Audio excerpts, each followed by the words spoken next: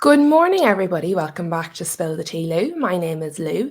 Please do hit that like button on your way into the video. And if you are new around here, please do subscribe to the channel. The more the merrier. We're growing our little gang and we would love to have you be a part of it.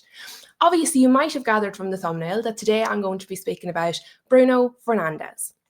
Now, first of all, I would be talking about this anyway as a Manchester United fan, but also when everything came out about Salah speaking in the media, speaking publicly, talking about his club, talking about his manager, I was very clear and very consistent. It doesn't matter who the player is.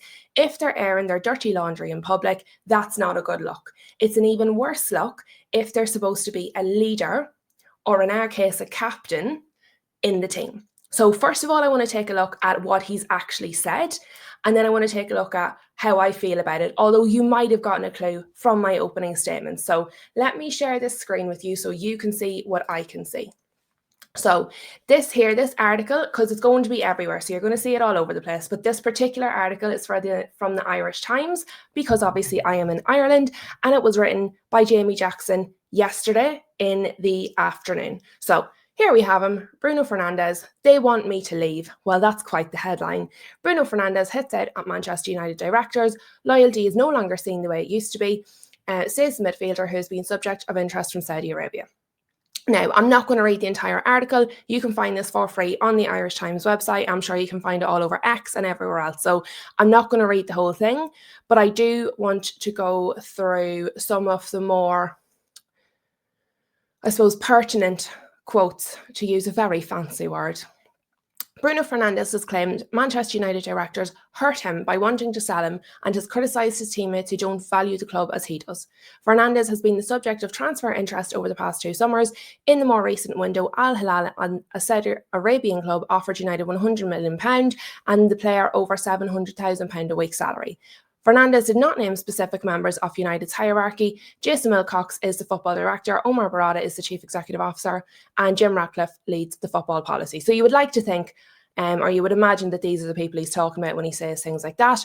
The quotes came out as part of an interview he did with Canal 11, a Portuguese Football Federation subscription channel. Fernandes was asked whether there had been an offer from PSG or Real Madrid. He appeared to reference more than one transfer window in his reply. So nowadays, the issue, and this is the quotes, this is direct quotes from what Bruno Fernandes said. Nowadays, the issue of loyalty is no longer seen the way it used to be. I could have left the club in the last transfer window and I would have earned a lot more money. Financially, it would have been better for me, so better for Fernandes. At one point, I was going to leave. I won't say where, but I would have won many trophies that season. I decided to stay not only for family reasons, but because I genuinely like the club. The conversation with the coach also made me stay. But from the club side, I felt a bit of, if you go, it's not really that bad for us. That hurts me a little. More than hurting, it makes me sad, because I'm the player they have nothing to criticise me for. I'm always available for every match. I always play, whether well or badly, I give my maximum. Then you look around you and see players who don't value the club as much as you do and who don't defend the club as much. That makes you sad. This part I thought was interesting. The club went through difficult times and I could have done what many people do and said, I want to leave the club. I don't want to train. I just want to leave for 20 or 30 million. So they pay me more money on the other side. And maybe I would have gone to a better club or earned more money, but I never did that.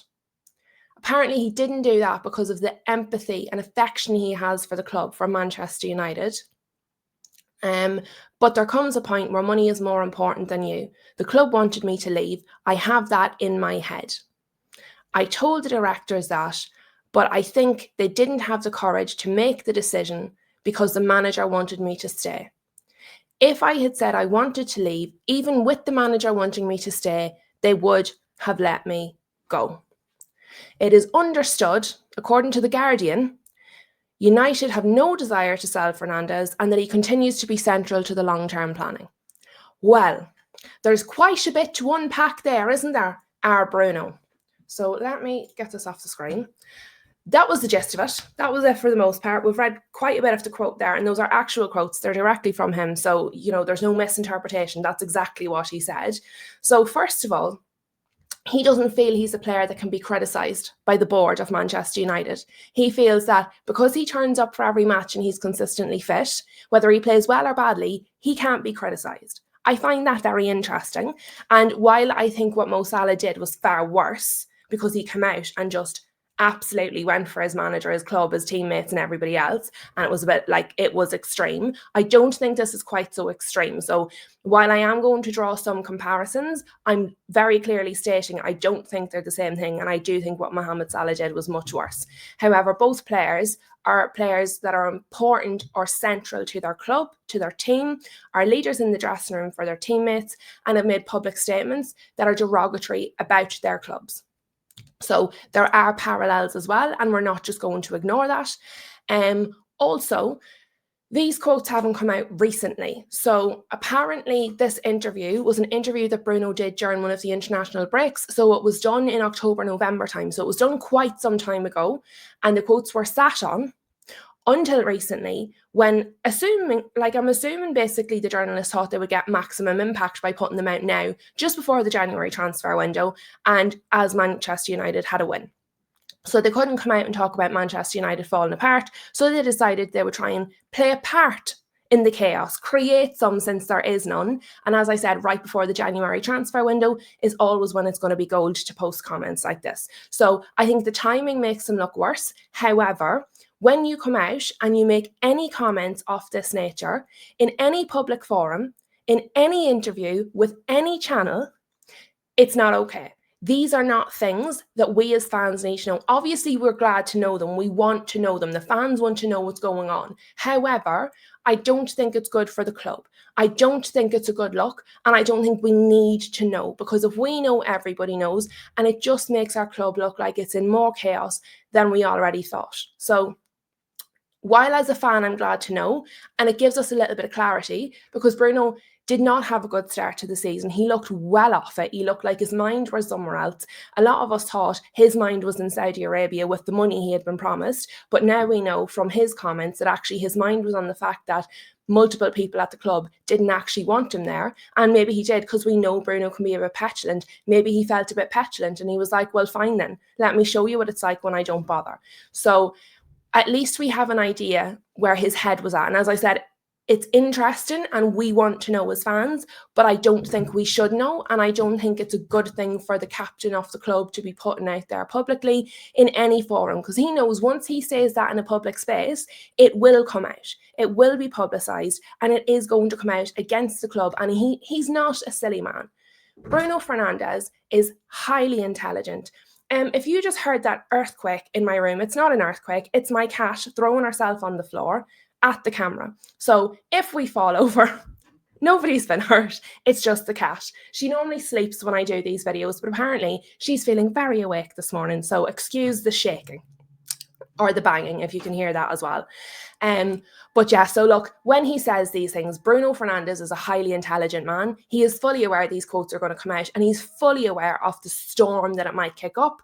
And I will be honest, I think he did it on purpose, because he was a bit mad. He says himself he was hurt. He didn't like it. It was in his mind. So I think he has purposely said it for the betterment of himself, because nothing he has said there is for the betterment of Manchester United.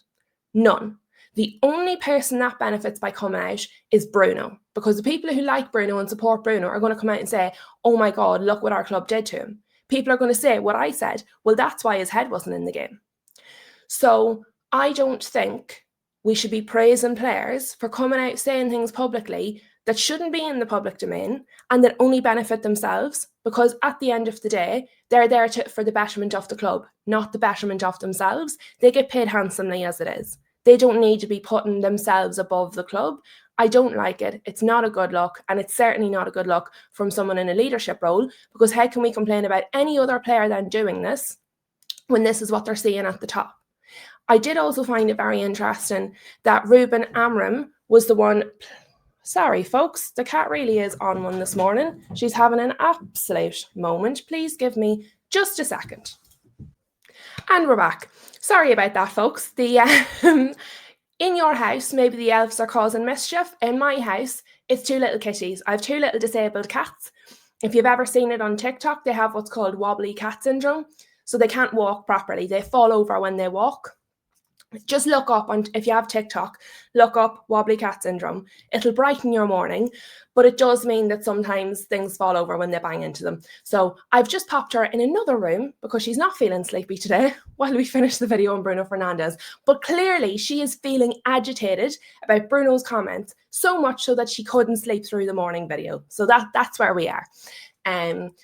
But yeah, look, I don't think it's a good look. I don't think he should be saying it. I think he's intelligent enough to know what the consequences will be of him saying that. I think there's going to be mixed reviews. There's always mixed reviews, particularly in the Manchester United fan base. There are people that are, diehard Bruno fans. There are people that just want him absolutely gone from the club.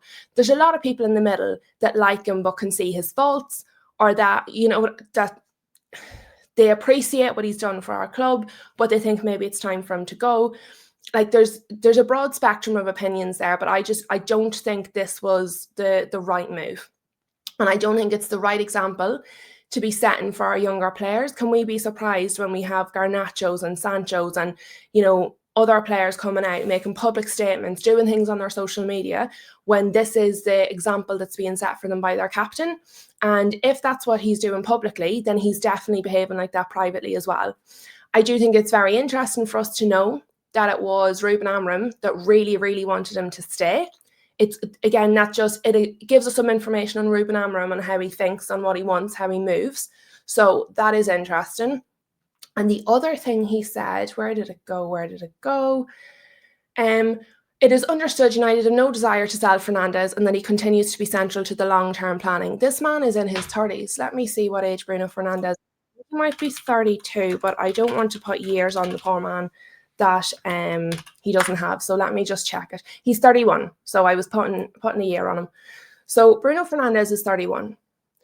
I find it hard to understand how he can be central to the long-term planning at 31, because even if he was absolutely unbelievable, if you are one of the people that thinks he's the best player we have, he saved us from relegation, he's our captain magnifico, even if you are one of these people, he's 31. So he is going to start slowing down with age. Everybody does. In the long term, he's going to be retired. So I cannot understand how they can come out and say he's central to long-term planning. That doesn't make sense.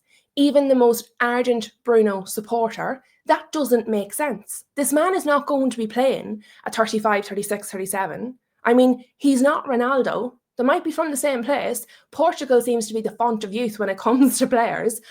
But I mean, he's not going to play forever. He can't be central to the long-term planning. And that concerns me if they think he is. For him, for us, for the team, I don't think he can be central to the long-term planning, specifically because of his age. But look, I think the comments were ill-advised. I think he knew they would go out there. Whether he knew when they would go out there, he probably didn't, but he knew they would go out there at some point. He knew there would be a mixed reaction. He knew it wasn't the best thing for the club for those quotes to go out there. And obviously, whoever had the quotes originally and put them out, obviously this article is Jamie Jackson, but I'm sure everybody's covered it at this point. So whoever put them out there originally has obviously held on to them until they believe they're going to get maximum impact for their story, which is right before January transfer window. I do not believe for a single second that Bruno Fernandes will go anywhere in January. It's a strong possibility he could go in the summer though. Despite what the club says, because no harm, our club says all sorts of stuff that's just not true. So I'm not convinced by anything they're saying at the minute. But let me know what you think. Do you think the comments were a big deal? Do you think I'm overreacting? Do you think players should be allowed to say what they want, even when they're under contract to a club? Do you think, people are making too much of it? Do you think he was completely wrong? Do you think it's a bad example for the younger players, like I said? Do you think he'll be going in the summer? Get all your thoughts and feelings out there. Just use the comment section as like a football diary. Let us know what you think of Bruno Fernandes and his comments. And do you see the parallels between Bruno and Salah? Am I drawing links that aren't even there? Please smash the like button, and I will speak to you all very soon, folks. Have a good one.